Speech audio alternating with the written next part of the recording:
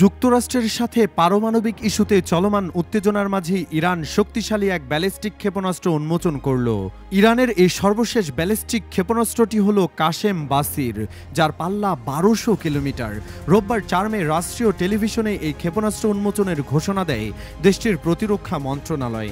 ফরাসি বার্তা সংস্থা এএফপি জানিয়েছে, ইরানের রাষ্ট্রীয় টিভিতে সম্প্রচারিত প্রতিবেদনে জানানো হয়, কাশেম বাসির একটি কঠিন জ্বালানি চালিত ক্ষেপণাস্ত্র, যা জিপিএস ছাড়াও নির্ভুলভাবে একাধিক লক্ষ্যবস্তুর মধ্যে নির্দিষ্ট একটি লক্ষ্যবস্তুতে আঘাত হানতে সক্ষম।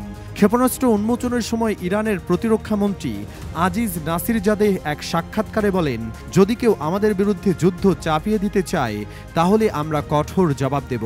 তিনি আরও জানান, ইরান কোনো প্রতিবেশী দেশের সঙ্গে সংঘাতে জড়াতে চায় না, তবে তাদের মাটিতে থাকা মার্কিন ঘাঁটিগুলো সম্ভাব্য হামলার লক্ষ্যবস্তু হবে।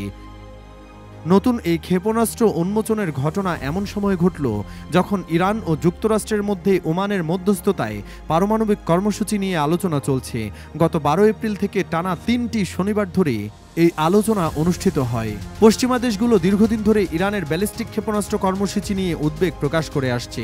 তারা অভিযোগ করে, ইরান এই কর্মসূচির মাধ্যমে মধ্যপ্রাচ্যের স্থিতিশীলতা বিঘ্নিত করছে।